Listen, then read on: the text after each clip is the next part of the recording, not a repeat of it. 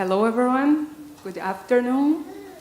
And thank you all for still being here with us after all those days we've had work here. We are very pleased to receive Dr. Douglas now to talk to us.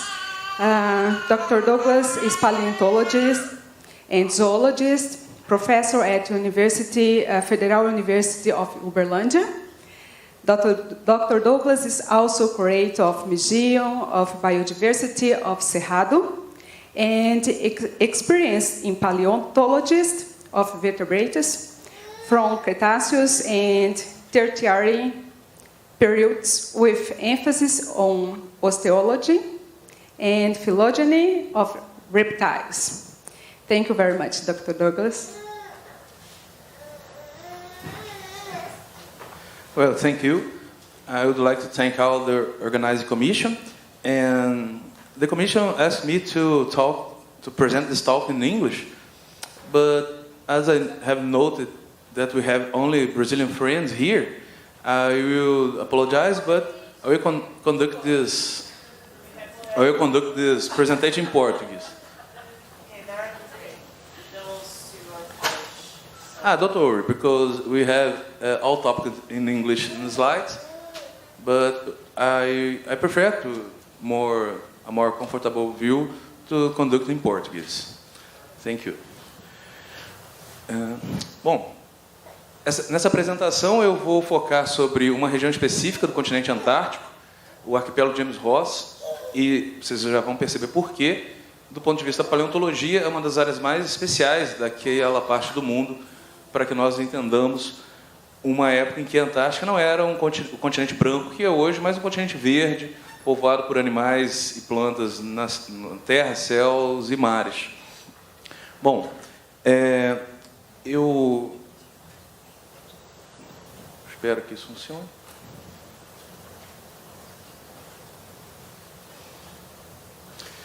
Bom, a começar, onde fica essa região? Tomando como referência aqui esse prédio onde nós estamos, o CAD 2, nós estamos a 5.030 quilômetros exatamente do último ponto de acampamento de um projeto conduzido por paleontólogos brasileiros nessa região de James Ross, na Antártica. Então, dando uma pequena aproximada a essa região, vamos nos situar um pouco melhor. Nós estamos aqui na Península Antártica, e à frente, então um detalhe um pouco maior, a Península Antártica, a porção mais ao norte da Península Antártica, nos traz aqui, essa imagem nos traz alguns detalhes, várias estações, a maior parte das estações de pesquisa antártica estão localizadas nessa região, como a nossa estação brasileira, que fica exatamente aqui, num arquipélago próximo ao extremo norte da ilha, da Península Antártica, na Ilha Rei Jorge. Então, ali, exatamente naquela bandeirinha, está a estação Comandante Ferraz. Nós seguimos mais adiante, na península, um arquipélago, do qual vou destacar duas ilhas, a Ilha James Ross, essa maior aqui, e a Ilha Vega. O acesso à entrada aqui do Mar de Weddell, o acesso a esse arquipélago, é feito usualmente por parte da pesquisa antártica brasileira por navios, mas ele pode ser feito por aviões, porque nessa ilha aqui, na Ilha Marâmbio, a gente tem uma grande estação da Força Aérea Argentina com uma das maiores pistas de pouso do continente antártico. Bom, com o Brasil nós vamos no Velho Bom Rangel, um navio de pesquisas oceanográficas, que percorre os cerca de 250 quilômetros que separam a estação Ferraz da porção da entrada do estreito que separa as ilhas Vega e James Ross, em cerca de 10 horas de navegação. Bom, e por que essa é uma área importante para que a gente possa entender o passado relativamente remoto do continente antártico? Para isso, nós precisamos ter acesso à rocha. E essa é uma das maiores áreas da península livres de gelo, e mesmo com muito pouca neve. Nesse arquipélago, nós temos uma grande área da ilha James Ross, toda essa parte noroeste, aqui, chamada de Península Ulu, mais uma parte menor da Ilha Vega, o Cabo Lamb, aqui uma outra parte da Ilha James Ross, o Cabo Neise, e duas ilhas, a Ilha Seymour, o Marâmbio, onde está a estação argentina de Marâmbio, e uma pequena ilha chamada Cockburn, são totalmente livres de gelo. Elas não são cobertas por uma calota de gelo. A maior parte da Ilha James Ross está coberta, uma altitude considerável, mas essas áreas aqui em marrom, que essa imagem satélite nos traz, nos permite um acesso a uma vasta região com uma exposição de rochas cretácicas e outras rochas mais modernas, e rochas bastante fossilíferas, que acumulam depósitos sedimentares desde o Jurássico até o Eoceno, até um pouco mais recente até. E por ter acesso a amplas áreas de rocha expostas, rochas fossilíferas sem gelo, essa se torna uma região, então, bastante relevante para a pesquisa paleontológica na Antártica. Bom, por que essa área tem tão pouco gelo? Dois motivos principais. Nós temos a Península Antártica tem uma espécie de uma coluna vertebral, digamos assim, da península, que é um maciço, uma cadeia montanhosa, que é o Platô Detroit, que vai até quase 2.000 metros de altitude. Isso barra a maior parte da umidade que viria aqui do Estreito de Bransfield, aqui do oceano, e que se precipita como gelo no Platô Detroit.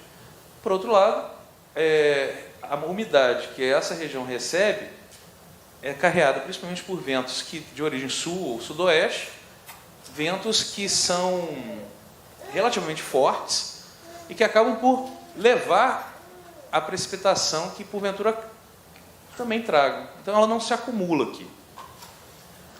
A gente tem nessa região uma temperatura média anual de menos 7 graus, então um clima relativamente ameno. A mínima, foi marcada, a mínima desse ano 2018, que foi marcada na estação argentina de Marâmbio, foi de menos 32, há pouco menos de uma semana atrás. E a máxima que nós registramos no nosso último acampamento aqui na Ilha Vega foi de 8 graus positivos. Uma precipitação relativamente escassa, concentrada no verão. O inverno, praticamente não há neve nenhuma caindo ali, porque a umidade que esses ventos trazem está bem menos disponível a essa época aqui no Mar de Weddell, a maior parte dele coberto por gelo. Essa combinação, então, de relevo e condições locais, atmosféricas, climáticas, fazem com que haja uma maior porcentagem de sublimação e evaporação do que de acúmulo. Por isso é uma região com vastas áreas sem gelo. A Ilha James Ross é uma das maiores ilhas antárticas, é a 9ª maior ilha antártica, ela tem cerca de 2.500 km². Ela é o dobro da Ilha Rei Jorge, por exemplo, que muitos que trabalham na Antártica do Brasil têm uma maior familiaridade. E ela apresenta áreas cobertas de gelo. A maior parte da Ilha James Ross é coberta de gelo, mas a gente tem essas áreas, esses promontórios livres, que nos permitem um acesso a uma vasta região fossilífera. Bom, o arquipélago James Ross, composto pela Grande Ilha James Ross, Ilha Vega, Marâmbio, Snow Hill e algumas outras menores, como Cockburn, Ramps e outros menores aqui junto a James Ross, esse arquipélago está separado da península, do continente antártico, por um canal derivado de uma zona de falhas, o canal do Príncipe Gustav, que por muito tempo ele não estava acessível à navegação. A primeira vez que esse canal se tornou aberto à navegação foi em 1995, quando uma grande plataforma de gelo, a Larsen A, se rompeu, colapsou. Aqui a gente pode perceber bem como isso aconteceu. Então aqui a gente tem o canal do Príncipe Gustav, a plataforma de gelo Larsen A, que vem desde dessa projeção, o Longing Gap, até o próprio canal, e a Larsen B, que ainda existe, apesar de ter recentemente sofrido a perda de uma grande massa de gelo. A Larsen B, ela colapsou em 2002. A Larsen C, desculpe, que é mais ao sul, é que sofreu uma perda maior, ainda existe em maior área congelada. Então, o colapso da plataforma Larsen A aqui e da Larsen B em seguida fez com que essa área se tornasse mais livre à navegação. Ela passou a ser mais visitada. aqui a gente pode ter uma percepção do Canal do Príncipe, apesar dele não possuir uma plataforma de gelo, ele usualmente está repleto de blocos de gelos erráticos que derivam de glaciares locais, mas que principalmente vêm a partir do giro da corrente do Mar de Weddell. Então a gente vê aqui o Canal do Príncipe, separando a ilha de James Ross, a península Ulu da ilha de James Ross livre de gelo, da península antártica do Platô Detroit, aqui coberto de gelo. Essa é uma imagem feita em 2007, da primeira vez que o projeto ao qual pertenço acampou nessa região. Bem, mas nem sempre o canal está coberto de gelo, depende da corrente local, dos ventos momentâneos. Aqui um momento do canal bem livre, logo em frente à estação tcheca Gregor Mendel, a única facilidade de pesquisa instalada na ilha de James Ross. Ela foi inaugurada oficialmente em 2007. É uma das mais recentes estações do continente. Estação pequena, ela só funciona durante o verão. Para a gente situar um pouco a compreensão o desenvolvimento do conhecimento acerca dessa região, eu trago aqui a figura daquele que nomeou, em honra de quem essa região foi nomeada, que foi o navegador britânico Sir James Clark Russell, que a bordo, comandando uma pequena flotilha de 2 navios, o Erebus e o Terror, foi um dos grandes pioneiros antárticos no século XIX.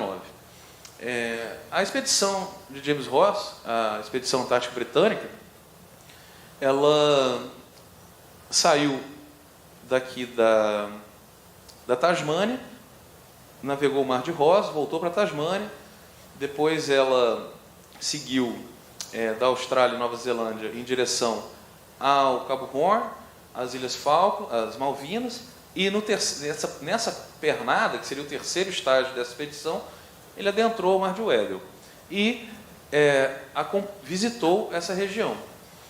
Durante essa expedição, o único momento em terra foi na pequena ilha de Cockburn, no dia 6 de janeiro de 1843, as demais ilhas sendo apenas avistadas e tendo sua costa cartografada. Essa é uma imagem dessa ilha, a ilha Cockburn, fotografada este ano, e essa é a primeira representação dessa ilha, publicada no livro que deriva dos diários do Capitão Ross, de 1847. Aqui os navios Erebus e Terror, junto à ilha Cockburn. As demais ilhas foram apenas avistadas. Uma das pessoas que desceu a ilha Cockburn foi o naturalista de bordo da expedição antártica britânica de 1839, que foi o Sir Joseph Dalton Hooker, um amigo próximo de Darwin. Ele era o botânico, ele era um médico, o cirurgião de bordo, uma formação em botânica, um interesse em botânica, e foi um dos que foi a primeira pessoa a pisar na ilha Cockburn, do arquipélago James Ross.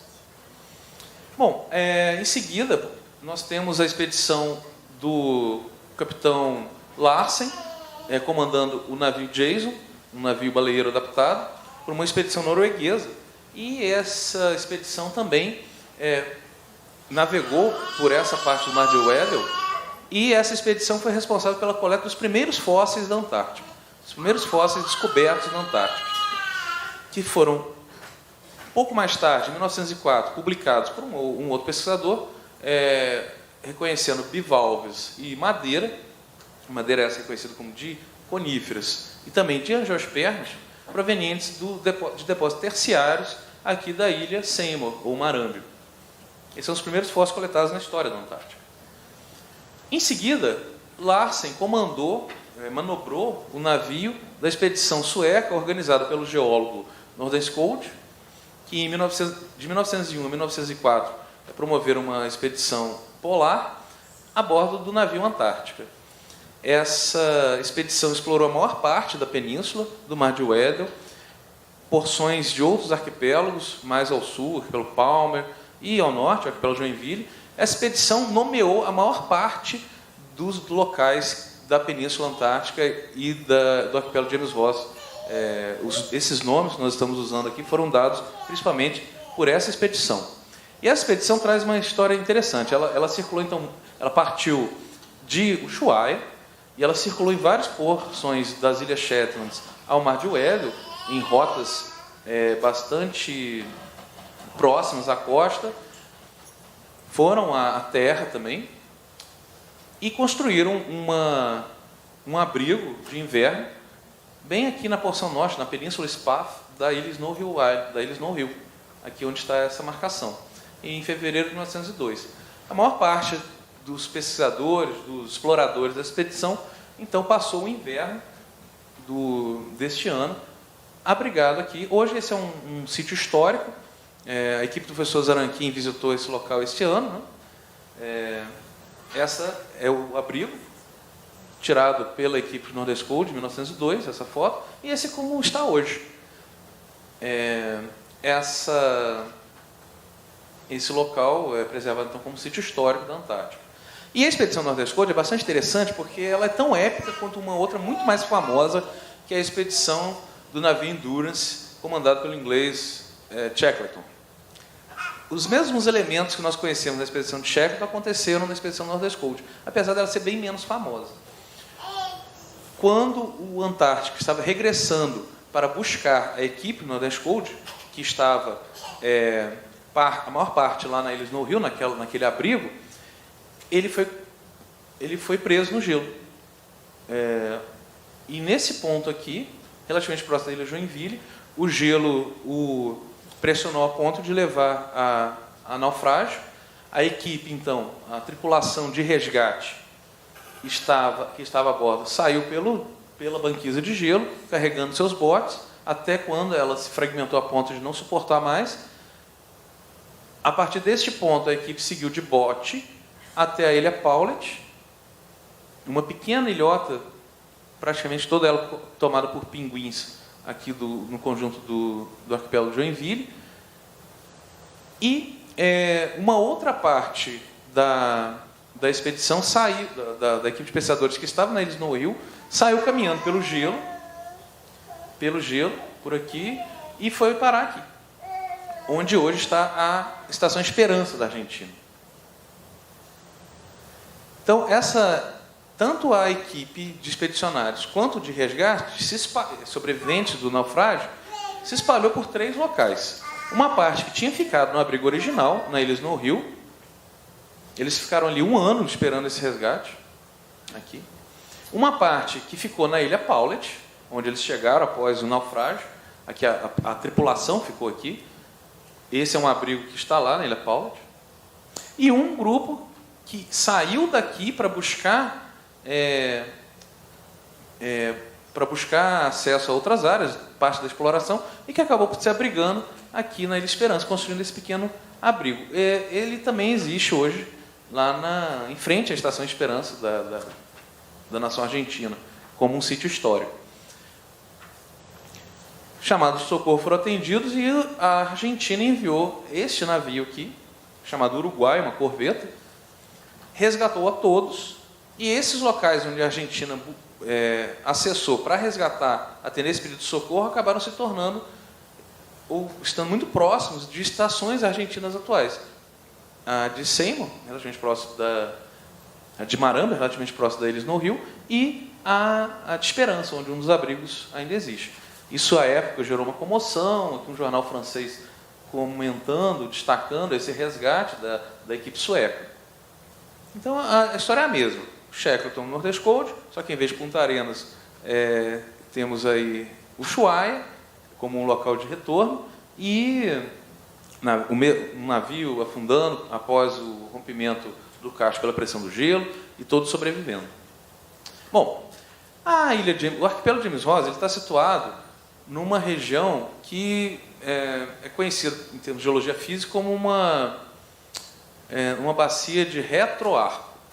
O que nós tivemos aqui na história geológica da península foram sucessivos eventos de soerguimento, de colisão de microplacas, formando um arco vulcânico, onde nós temos uma série de bacias sedimentares que estão posicionadas aqui, seriam bacias de anti-arco, e uma série de bacias posicionadas aqui, bacias de retroarco.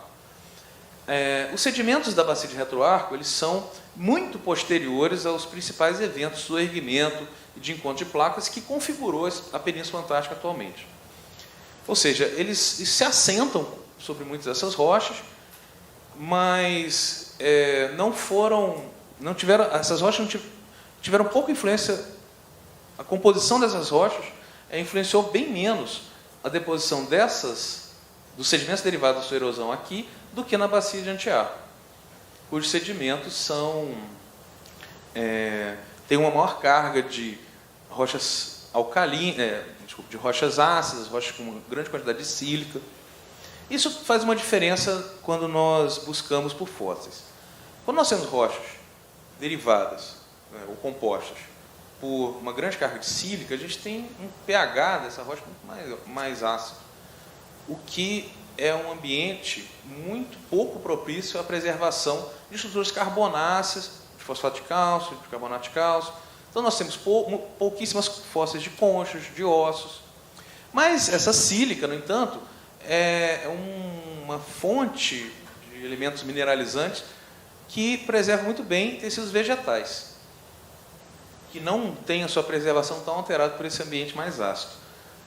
Então, a partir desse resumo de uma situação um pouco mais complexa, o que nós temos é que nas bacias de antiarco aqui, que tem uma composição muito mais rica em sílica, nós temos muitos fósseis de plantas, mas nós não temos praticamente nada de moluscos, de invertebrados portadores de concha e nada de vertebrados, de ossos. O que nós temos de vertebrados fósseis aqui são registros de icnofósseis, de pegadas.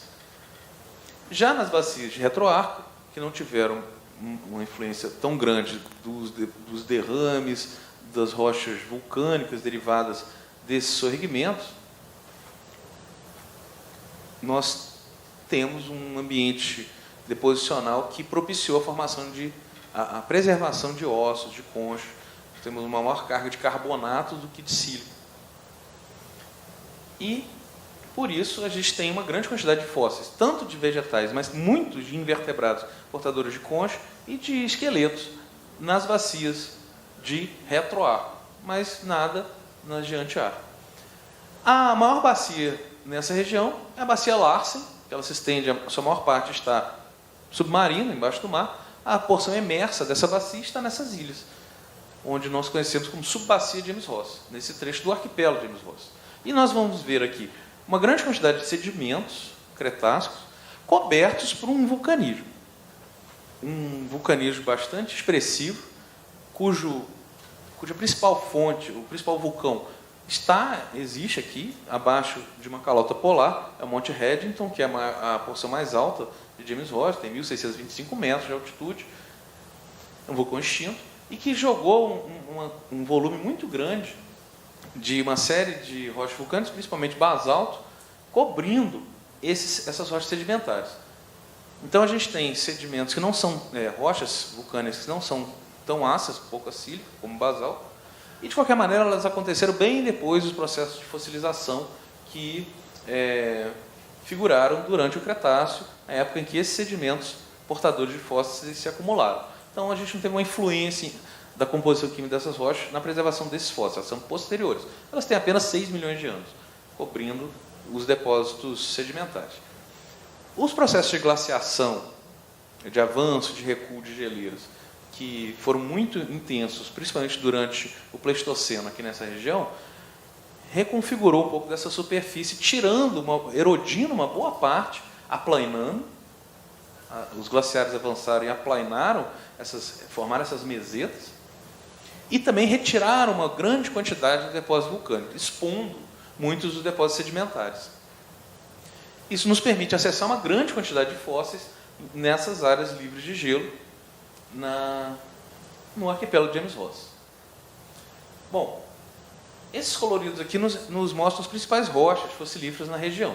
Nós temos, onde em amarelo, um conjunto de formações agrupadas no grupo Gustav, que representa depósitos de leques aluviais profundos, leques submarinos profundos, e que se estende de cerca de 120 a 86 milhões de anos. Estão pegando o Cretáceo inferior. São várias as formações. A mais recente desse conjunto é a formação Hidden Lake.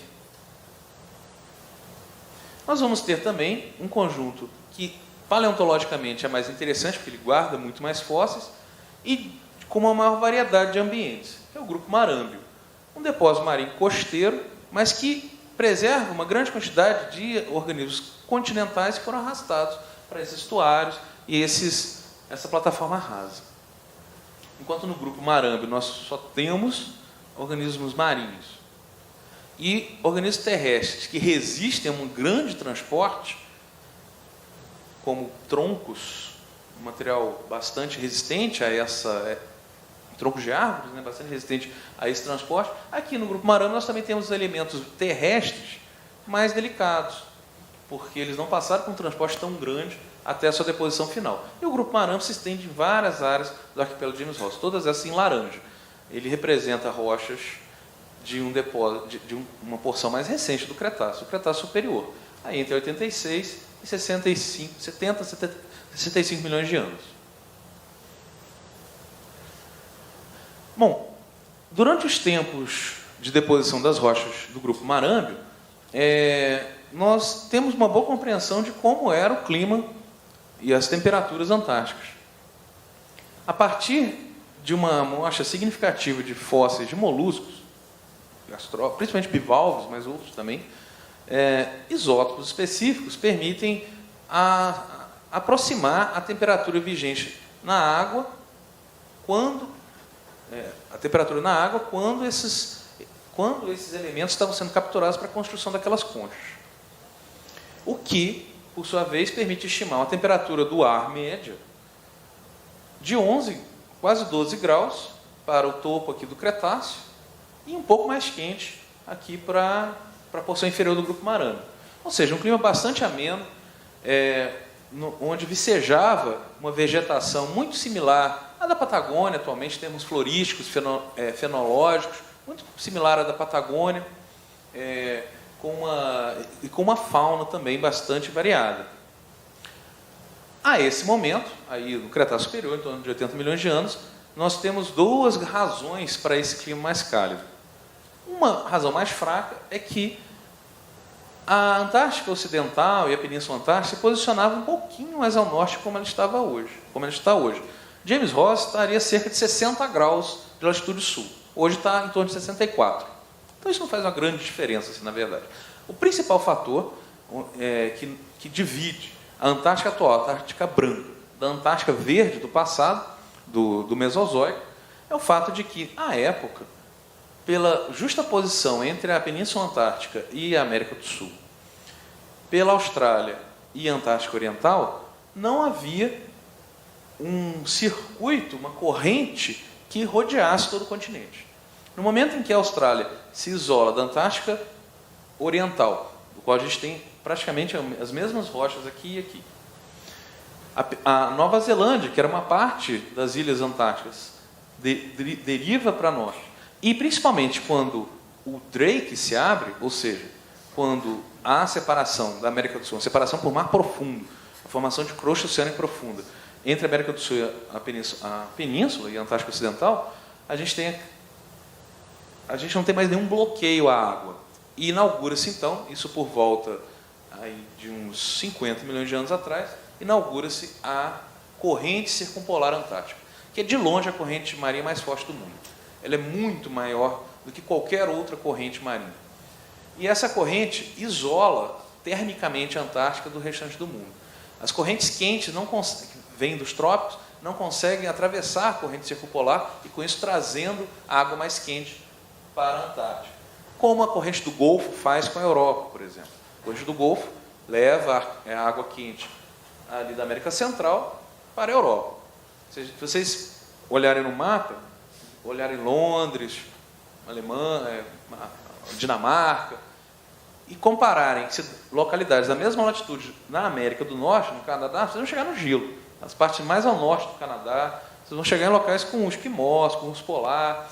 E na Europa não é assim. O clima bem mais cálido europeu é alcançado pelo fato de uma corrente quente levar água quente para ali e manter, apesar de uma latitude bastante alta, uma temperatura muito mais amena. Essas correntes não chegam no Antártico porque a corrente circumpolar bloqueia. Ela, na verdade, deriva subcorrentes para o norte, resfriando o Atlântico Sul. Então, a partir da abertura da passagem Drake, a partir da formação da corrente circumpolar antártica, a Antártica congela. A glaciação antártica tem início. Até então, a gente tinha um continente bastante com temperaturas, com ambiente bastante amenos. Bom, quais são os fósseis, as principais descobertas feitas nessa região que nos permitem reconstruir esses ambientes? De longe, são moluscos, os mais comuns. E de longe, são os amonitas, os fósseis, os moluscos mais comuns encontrados nos depósitos cretácicos do arquipélago James Ross. Eles ocorrem em todas as ilhas, em todos os depósitos, do grupo Marâmbio ao grupo Gustav. Mas existem outros. Os amonitas são bastante diversificados. Há um grupo específico, os Maticeratides, que domina a fauna de amonitas do grupo Gustav Marâmbio. Eu vou me concentrar aqui apenas no Marâmbio, que tem uma fauna mais diversificada, mas eles também vão ocorrer nos depósitos mais antigos. Então, a gente tem um conjunto uma assembleia de amonites que é conhecida pelo seu gênero mais comum, Natalites. Alguns amonitas peculiares que não fazem a volta completa da concha, são os baculites, como esses aqui. Eles ocorrem nesses depósitos um pouco mais antigos, esses níveis mais antigos do grupo Marâmbio, aqui do início do Cretáceo Superior, em torno de 80 milhões de anos. Outros cefalópodes, não amonitas, mas também com conchas, como os beleminites, são comuns. Em depósitos mais intermediários, dentro do Cretáceo, aqui no grupo Marâmbio, temos outras assembleias de amonitas, muitos poliquetos, de um gênero que a gente conhece até hoje, o Rotularia, esse poliqueto aqui que constrói essa pequena conchinha. E no finalzinho, uma outra assembleia de amonitas.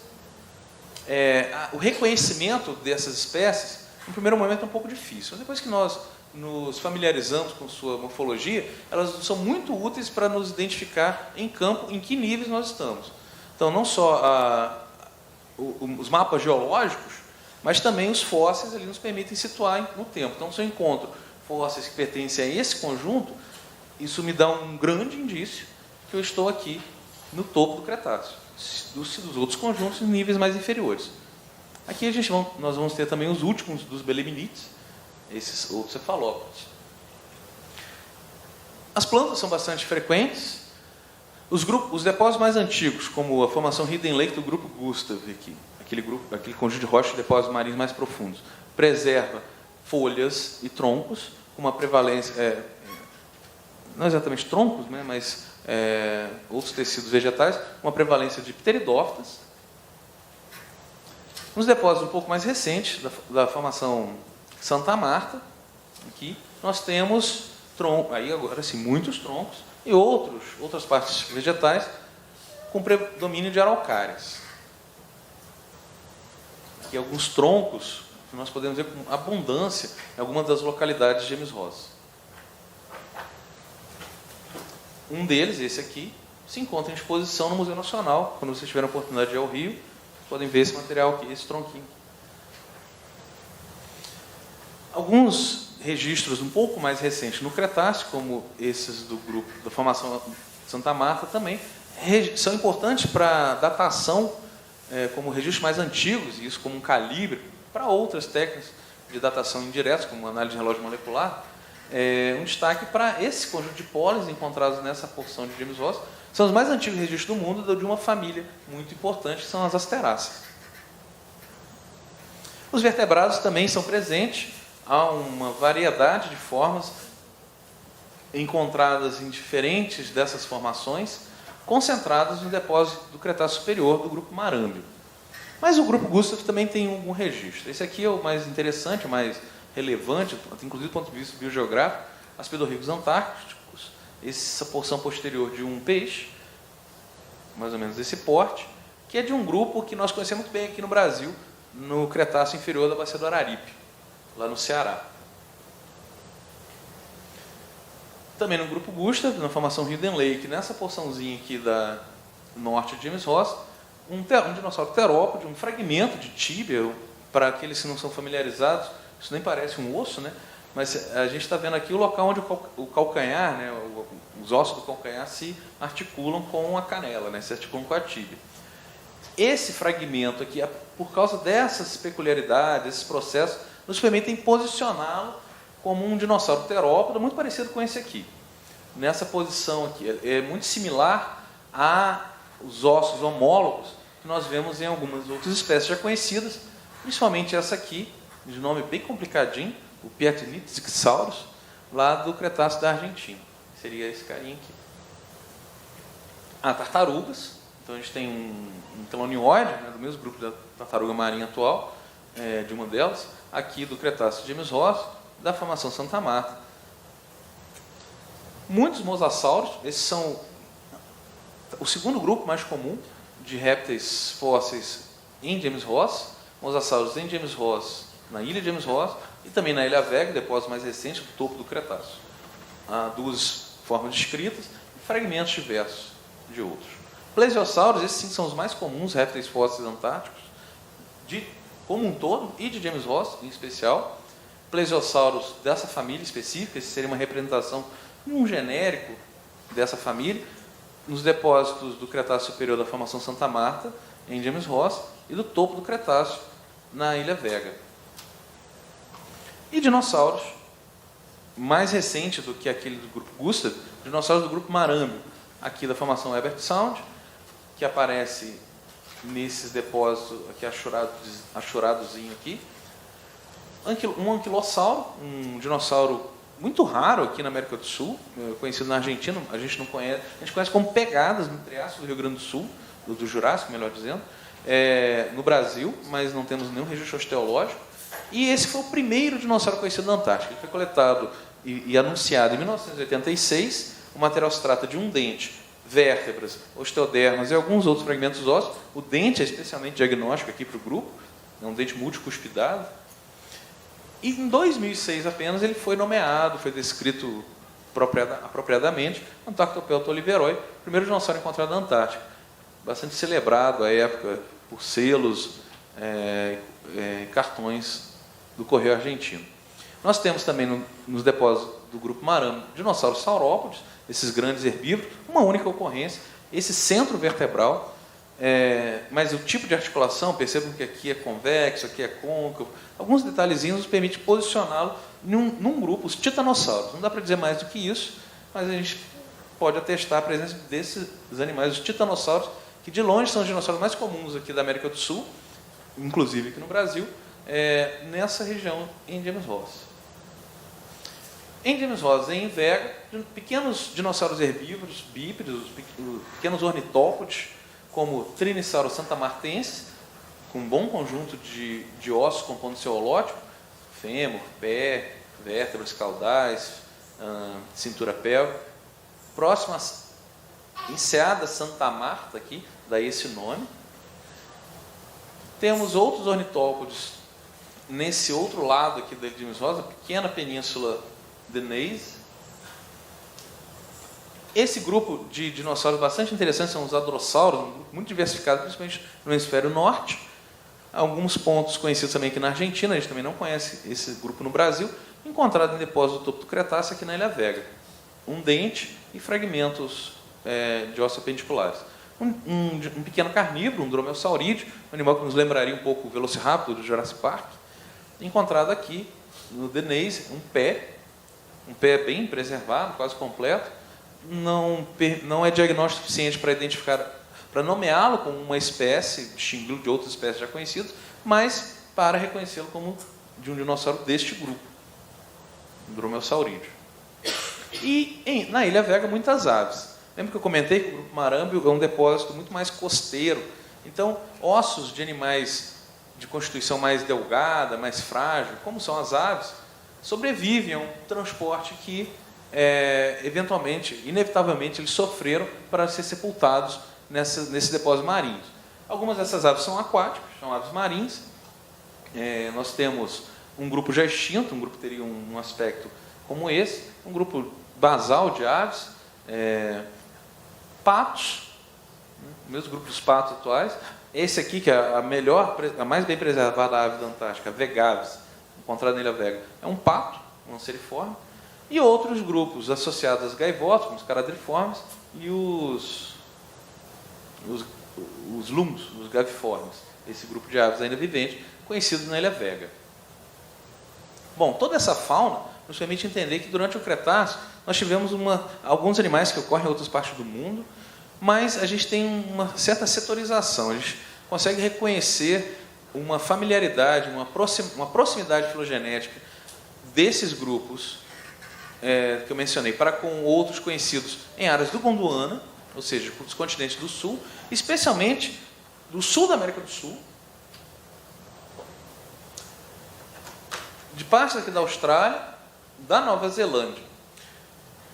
Esse conjunto, essa região aqui que compreende da Austrália à América do Sul, passando pela Península Antártica e Antártica Ocidental,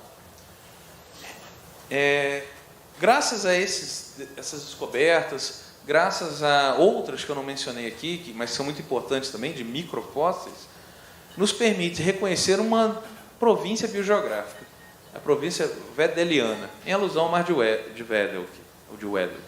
A província Wedeliana, então, representa uma possibilidade de trânsito genético de fauna e flora em regiões que hoje estão muito disjuntas, muito distantemente posicionadas. A Antártica é o caminho que une a Austrália e a América do Sul, por exemplo. Aí nós temos ainda alguns relitos da província Wedeliana. Os notofagos, as famosas lengas ou níris, árvores que são muito comuns no sul da Patagônia, mas que também ocorrem nessa região da Austrália, algumas ilhas próximas do Pacífico Sul, e que nós conhecemos por fósseis abundantes em todo o restante aqui da província Wedeliana, tanto na Península Antártica, inclusive muito pertinho da Estação Brasileira, fósseis dessas árvores podem ser encontrados, como em porções da Antártica Ocidental aqui. E um grupo de peixes, são os únicos peixes que são bem adaptados ao ambiente, às águas frias do ambiente antártico, os nototenioides, que além da Antártica também ocorrem nessa região sul da Austrália, em algumas porções do sul da África e da América do Sul. Esses dois são os melhores exemplos, animais e vegetais, de relitos da província Wedeliana, que caracterizou a biogeografia do Gondwana durante o Cretáceo.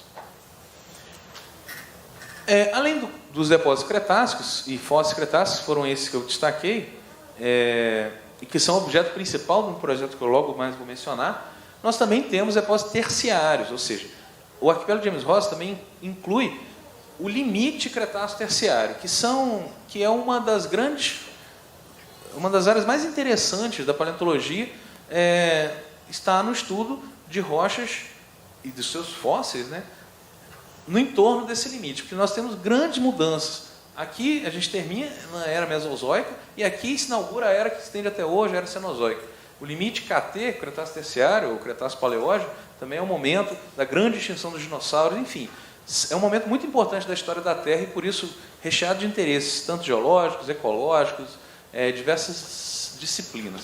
E na ilha Marâmbio, nós temos aqui o limite KT. A ilha Marâmbio é uma ilha bastante familiar aqui a nossa colega, uma das organizadoras aqui do evento, a Fernanda, que já trabalhou ali. Esse aqui é um dos pontos de Marâmbio onde o limite KT está bem visível. Essas rochas, então, são do Paleoceno, essas rochas são do Cretáceo. Então, esse contato representa o momento, ou o entorno do momento de extinção dos dinossauros, queda do asteroide, enfim, toda aquela história bastante famosa. Há um nível também na Ilha Vega, que pesquisadores americanos estão levantando informações que apontam, a partir de uma técnica especial de datação, a magnetoestratigrafia, que aponta também para o limite Cretáceo terciário também na Ilha Vega. Então, além de Seymour, além de Maramba, onde ele já é bem conhecido, ele também pode estar aflorando em Vega, numa outra ilha. E, durante o período terciário, durante a era cenozoica, rochas se acumularam aqui, nessa área aqui dessa ilha, da Ilha Maramba, muito próximo da estação argentina de Maramba, com muitos fósseis. Fósseis esses que mostram uma forma muito similar à da América do Sul. A gente já tem uma franca...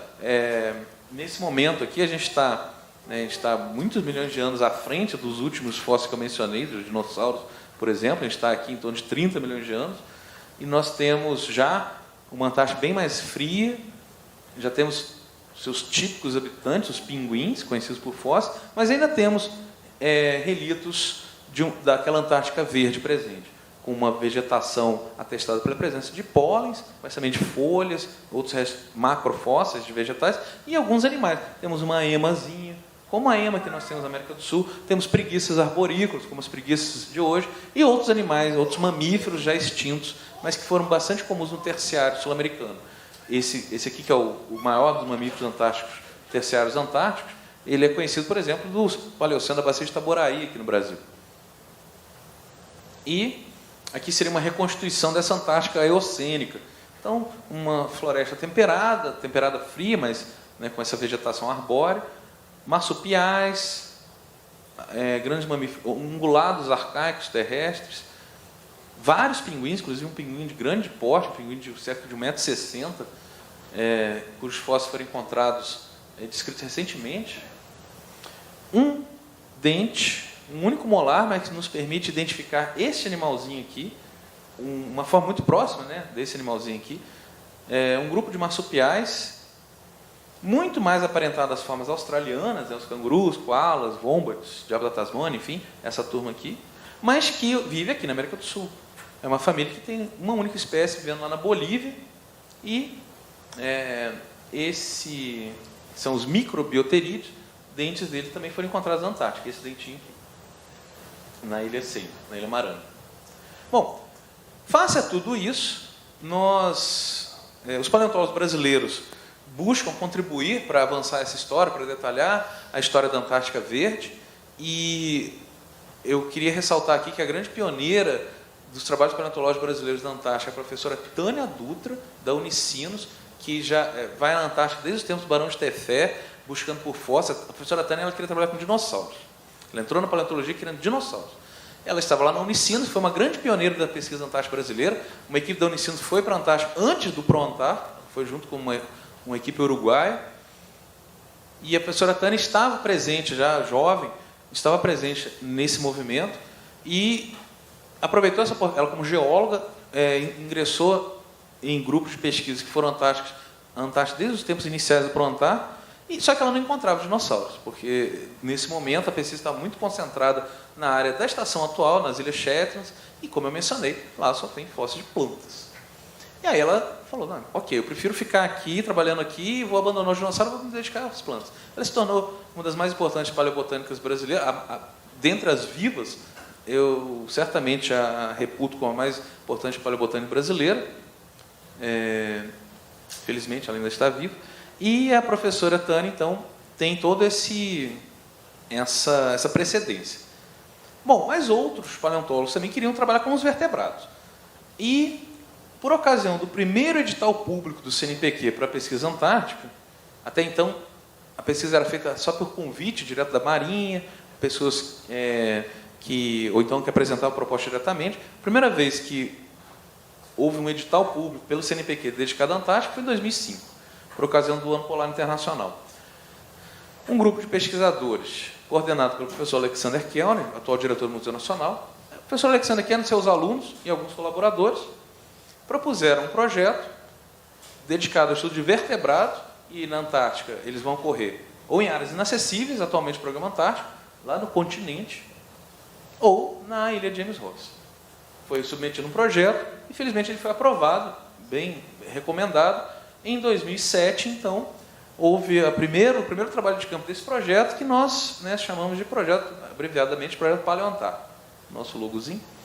E esse primeiro trabalho de campo aconteceu em James Ross, nessa área voltada para a Península Antártica, um acampamento de 39 dias, que foi instalado pelo navio de apoio oceanográfico Ari Rongel, e contou com uma equipe de 7 pesquisadores e 2 alpinistas, duas pessoas de apoio. Este alpinista e esse fotógrafo, o que estava fotografando. Desse grupo inicial, restaram só 2, o coordenador e eu mesmo. E muitos alunos do professor Alexander Kellner se tornaram professores de outras universidades, à medida que foram se graduando, e depois de algum tempo, esse projeto acabou agregando outras instituições, aquelas para onde aqueles alunos do Museu Nacional se tornaram professores. Bom, por ocasião desse acampamento aconteceu aqui, relativamente próximo à estação tcheca Gregor Mendel, que foi inaugurada naquele ano, nós inclusive participamos disso, e percorremos toda essa área aqui, pontilhada.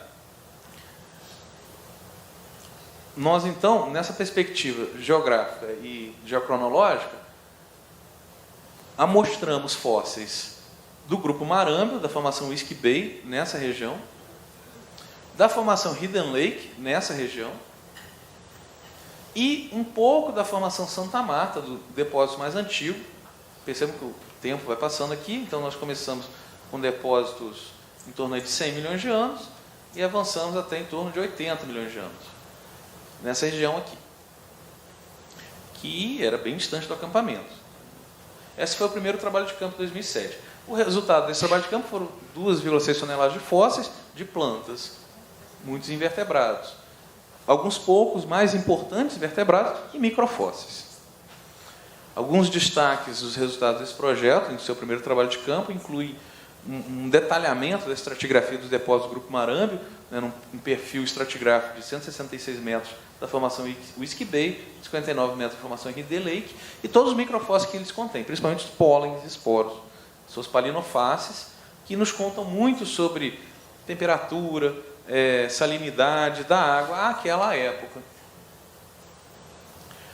O plesiosauro mais antigo do continente antártico, né, encontrado nos depósitos inferiores da formação Santa Marta, né, são um conjunto de vértebras e ossos de um braço e mão, e muita divulgação foi feita. Uma exposição que atendeu quase 1 milhão de pessoas entre os anos de 2009 e 2013, quando ele esteve em cartaz no Museu Nacional. A exposição Fósseis do Continente Gelado. Um livro de divulgação que vocês podem encontrar nas livrarias. Um livro de ficção, né, um romance baseado nessa experiência, O Mistério sobre o Gelo, do professor Alexander Kellner. E um documentário que eu convido vocês a procurarem no YouTube, com o nome Expedição Antártica, Verão de 70 milhões de anos. Ele está integralmente disponível. Infelizmente, ele está só em português, sem legendas. Em breve, ele terá legendas em inglês, pelo menos. É um documentário de 55 minutos que vocês podem assistir no YouTube, dentro do canal da produtora, Terra Brasilis. Bom, depois de 8 anos dessa primeira experiência e desses resultados colhidos, nós participamos da terceira chamada pública do CNPq para o Programa Antártico Brasileiro, em 2013, submetendo um projeto E aqui, essa é uma chamada que ressaltava o valor de projetos que fossem multi-institucionais. Lembra que eu mencionei o projeto originalmente, o coordenador dos seus alunos agora estavam em outras universidades, temos aí o projeto novamente multi-institucional. Ele se adequou em duas áreas temáticas desse edital, que estão vinculadas à história da Antártica e sua conexão com a América do Sul, e dentro de um programa bem maior, o Plano de Ação Antártico, o Plano de Ação da Ciência Antártica do Brasil, fomos aprovados, o projeto foi aprovado, agregados outros membros para o trabalho de campo, de outras instituições, e aí mais outras colaboradoras, também o Instituto Antártico Chileno, e em 2016 voltamos agora para explorar essa região do Golfo, da Enseada Santa Marta, em James Ross. Porque assim a gente poderia continuar a preencher a amostragem cretácica. Essa região, aqui, próximo à Enseada Santa Marta, nos dava este depósito que nós não tínhamos conseguido acessar no trabalho de campo de 2007. Foi feito, então, um acampamento aqui. Bom, novamente, o Ari Rangel nos leva. Foi montado esse acampamento. Foi um acampamento bem grande. Ficou de 6 de janeiro a 17 de fevereiro de 2016. E ele foi grande porque ele tinha muita gente. Por uma coincidência, naquela mesma fase desta mesma Operação Antártica, um grupo de pesquisadores de um outro projeto, o projeto Terra Antada, o professor Carlos Schaefer, lá de Viçosa, com 5 pesquisadores, mais 7 do nosso projeto de paleontologia, todos acampamos junto com 3 alpinistas, 3 membros da equipe de apoio. Então, a gente tinha uma pequena cidade montada ali em James Ross. O acampamento foi aqui é a Estação Tcheca Gregor Mendel. O acampamento anterior tinha sido aqui próximo. Nós percorremos, então, todos esses pontos, enfim, vários pontos numa área de cerca de 60 km², nos quais nós podemos recuperar cerca de 3 toneladas de fósseis e amostras de rocha para micropaleontologia. Essa área toda ela foi percorrida de diferentes maneiras, né? Percorre a pé, né? Dirigindo o quadriciclo, às vezes nem sempre, às vezes o quadriciclo, né, não sai do lugar, acontece muito isso aqui. Nesse percurso, se explora, se prospecta, escavações controladas nas áreas mais ricas são realizadas, com um detalhe maior de coleta, buscando também restos pequenos, micro-restos, peneirando os sedimentos.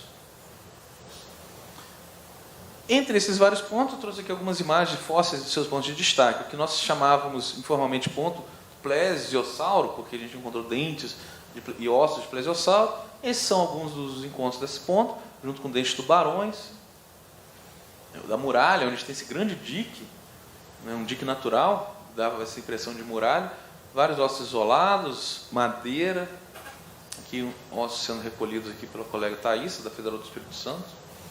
O ponto que chamávamos de areal, com muitos ossos, dentes também, principalmente de plesiosauros e tubarões, amonitas, muitas vezes preservados junto com troncos, uma mesma concreção. Aqui a gente tem um tronco de maraucária, um grande amonita aqui. Bom, muitos fósseis fragmentados.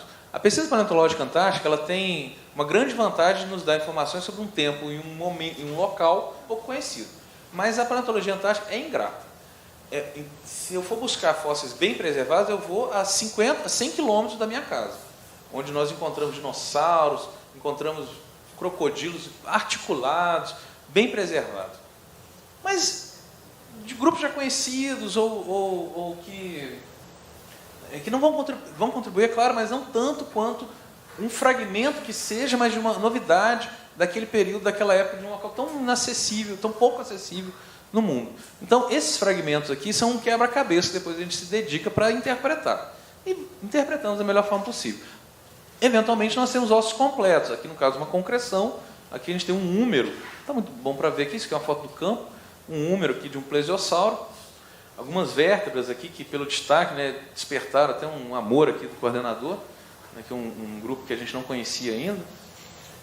Enfim, outros pontos com muitos troncos, muitas conchas, né, o Passo San José. Essa planície aqui nos trouxe dentes interessantes, um grupo de tubarão muito raro, e osso do primeiro pterossauro do Cretáceo da Antártica Ocidental, que em breve será publicado. A maior parte desses fósseis ainda estão em estudo.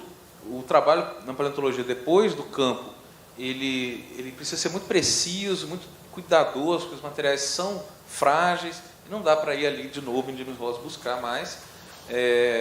Então, de 2016 para cá, eu não posso trazer tantos resultados aqui ainda. Alguns resultados preliminares, né, destaques na mídia, como essa capa aqui da Folha de São Paulo, esse caderno da Folha de São Paulo e a capa.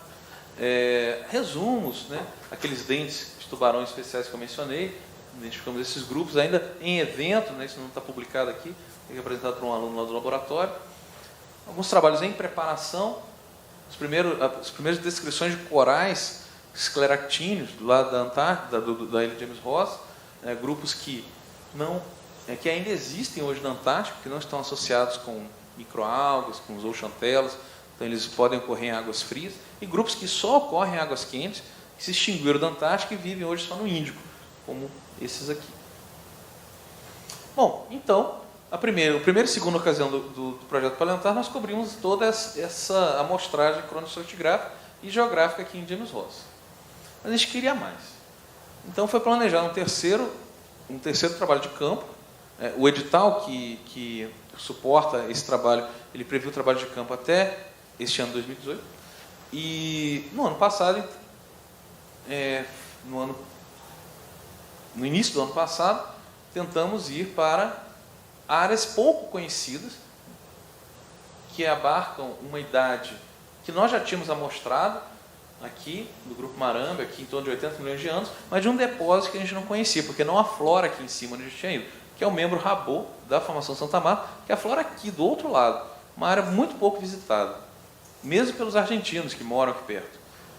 Aqui, então, o objetivo dessa terceira experiência era alcançar áreas pouco conhecidas e ir em áreas que amostram tempos ainda pouco conhecidos para esse projeto.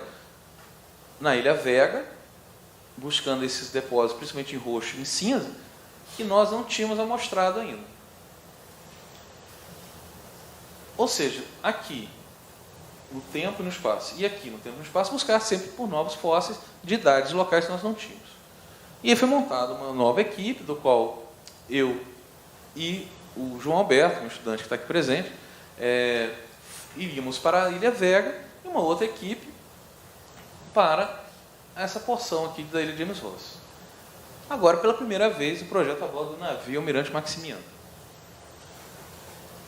Depois de deixar Punta Arenas, navegando até aqui, 5 dias de navegação, o navio se deparou com muito gelo no Estreito Antártico. Pela primeira vez esse projeto, justamente no ano que ele completaria 10 anos do primeiro campo, ele não chegou onde queria chegar. O navio Almirante Maximiano não foi capaz de vencer a barreira de gelo. E buscamos um plano B, que depois de muita procura e reflexão, acabou, 6 dias depois, sendo decidido para ser aqui, na Ilha Snow, do arquipélago das Shetlands. Foi feito um trabalho, a Ilha Snow tem uma área pequena, mas com espessos depósitos sedimentares, todos esses pontos aqui em amarelo, um acampamento montado, um acampamento pequeno, com 2 pescadores montados de 30 a 27 de janeiro, e um acampamento com um pouco mais de pescador, um pouco maior, montado em seguida, um revezou-se ao outro, na Ilha Snow. Bom, parte de uma bacia de antiarco, de um depósito bem mais antigo do que a gente queria vir aqui para cima, a gente acabou descendo no Cretáceo. O contexto geológico não é o mesmo das rochas de James Ross, mas a gente tem uma formação importante, a formação Cerro Negro, que é de uma idade um pouco mais antiga, em torno aí de 110 milhões de anos no Cretáceo. Mas que, por ser uma bacia de antiarco, que a gente encontra muita planta, uns moldes de conchas, muito pouco preservados, e nenhum osso, nenhum vertebrado.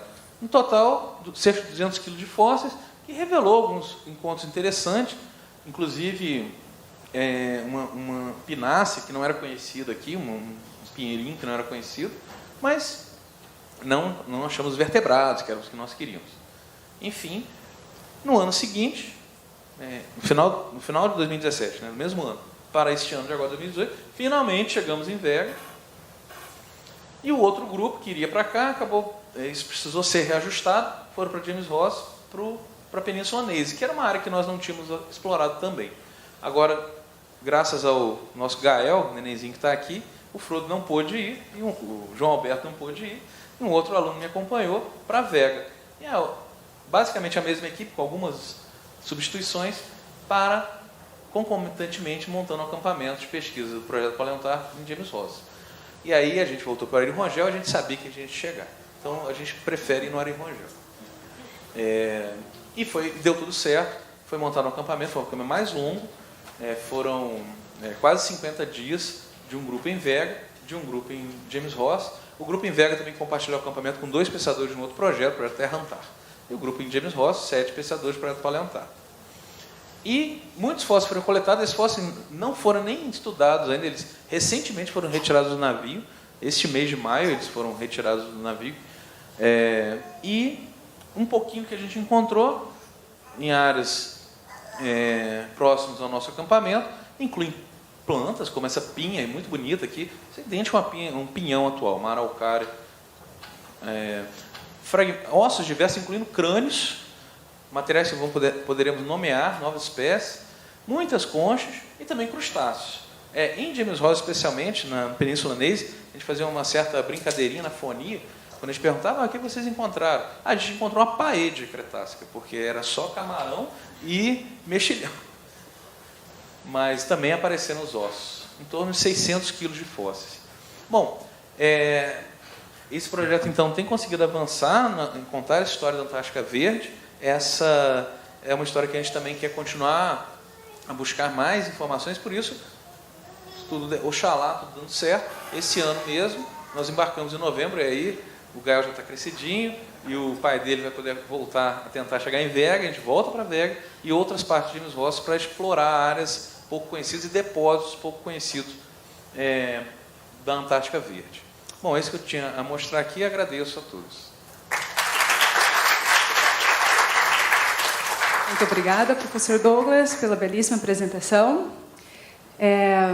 Bom, devido ao tempo, nós temos mais 3 palestras ainda para essa tarde, mas podemos abrir para 2, 3 perguntas, pelo menos? Sabia, ela é apaixonada por esse assunto. Professor, boa tarde. Eu queria saber, na verdade é mais uma curiosidade. Nessas novas descobertas que vocês trouxeram, você acha que tem possibilidade de ter algum crocodiliano? Inclusive, com você uma fotinha, me lembrou um pouquinho.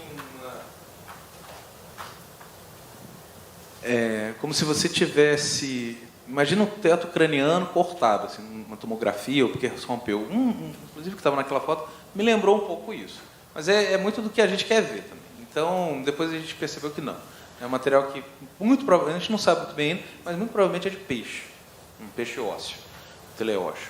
Então, infelizmente, ainda não. Mas há de ter. Eu espero que a gente encontre, inclusive, não só os cretácicos, mas eu tenho uma expectativa que nos depósitos mais recentes, terciários, provavelmente quem vão encontrar são os argentinos, a gente também encontre esse grupo lá.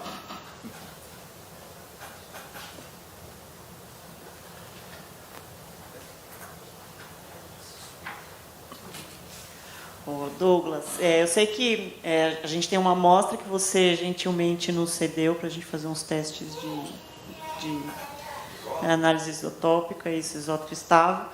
Mas fora essas amostras que estão comigo lá na minha casa, quem é que está estudando os moluscos?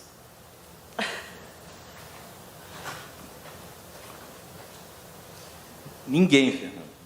Os moluscos são abundantes, os amonitas, inclusive, mas aí esse não é um problema aqui específico à equipe. Os amonitas, não tem ninguém estudando amonita no Brasil. Ninguém. Tinha um rapaz que estava fazendo uma pós, eu nunca mais ouvi falar dele. Há anos já isso. Não tem pessoal lá no Nordeste? Lá? Não, é assim, dentro de alguma outra pergunta maior, talvez uma amonita entre aquele, mas não tem ninguém assim, especialista no grupo. E é um grupo imenso, importantíssimo também para geologia, para datação, para reconstrução paleoambiental, para entender, inclusive, as extinções do final do Cretáceo. Esse é um grupo que foi afetado também, esses animais se extinguiram também na mesma época dos dinossauros novavianos. E não tem ninguém trabalhando com isso no Brasil. Tem caixas e caixas de amonitas parados. Eles servem muito para dar aula, mostrar, mas fica parado. Alguma coisa para exposição. Não tem ninguém. Então, se alguém aqui, de repente, tem interesse da paleontologia, recomendo. A pesquisa com amonitas é uma estrada pavimentada. É só andar. Não é uma trilha tortuosa, como às vezes são o estudo de outros grupos mais chamativos para a imaginação, mas que tem pouco material para estudar. Não esqueça da dinossauro no Brasil, é uma trilha tortuosa. A amonita é uma estrada duplicada. Mas não tem ninguém, infelizmente. Então, essas coisas estão paradas. Vamos conversar mais sobre isso. Isso aí. Ok, mais uma? Eu só gostaria de fazer um comentário a respeito da expedição de Larsen, da Swedish Expedition, é isso? Eu não conhecia sempre, a gente conhece muitas, a gente vê, quanto mais escuta, é Shackleton, é Scott, e toda essa história eu sei do Shackleton, eu tenho lido, estou atualmente lendo o livro dele, mas de Larsen é inacreditável que passou a mesma história com Larsen e a gente não tem esse conhecimento, né? É verdade. Eu já me perguntei isso. Por que isso aconteceu? Eu tenho algumas hipóteses. Assim, na época do Shackleton, a Inglaterra estava na Primeira Guerra, havia necessidade assim, de ocupar os jornais com notícias estimulantes assim, para o nacionalismo britânico, tal, uma conquista. Havia também uma disputa. O Shackleton fazia parte de um conjunto de exploradores britânicos que tentavam chegar ao Polo Sul, e que não tinha sido alcançado ainda, nessa que foi a terceira expedição do Shackleton, a segunda dele organizando, a terceira dele participando. Então teve muita mídia. E isso vai repercutir até hoje, né? Agora, a sueca não. Por quê? Isso é uma personalidade sueca de não divulgar? Ou porque a Inglaterra, né, abafou um pouquinho isso. É possível. Eu acho que é bem mais provável.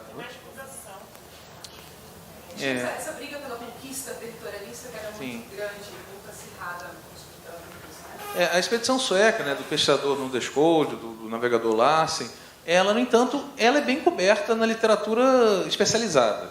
Então, a gente encontra artigos, a gente encontra... É difícil encontrar livros de divulgação, mas você encontra alguns artigos a respeito. Até encontra bastante. Mas um filme, como recentemente eu assisti o documentário não, a série em 2 episódios, chamada Sheraton, que foi produzida por uma TV inglesa, e é ótima, é uma novela assim, super estimulante, com os atores reconhecendo. Ela foi gravada em parte na Groenlândia, na Islândia e na Inglaterra, mas recompondo toda a situação que eles passaram. Ninguém nunca fez isso no Nordenskjöld. E é interessantíssimo, porque teve até, eu acho até mais empolgante, porque, bom, do Sheraton teve o fato da navegação do bote da Ilha Elefante até a Geórgia, que isso é um feito, acho que insuperável. Mas ali você tinha uma equipe que se espalhou em 3 lugares, e os argentinos conseguiram pegar todo mundo. Eu ia dizer que é uma diferença, porque Shackleton foi os chilenos que ajudaram, né? Sim. E do Nordenskjöld foi os argentinos, isso. É verdade. Você vai em Punta Arenas, você ouve falar muito disso. Você vai em Ushuaia, você não ouve falar disso. Então, os chilenos também contribuíram um pouco para isso. E os argentinos não. Ô, Zanquim, conta essa história. Ele está contando essa história.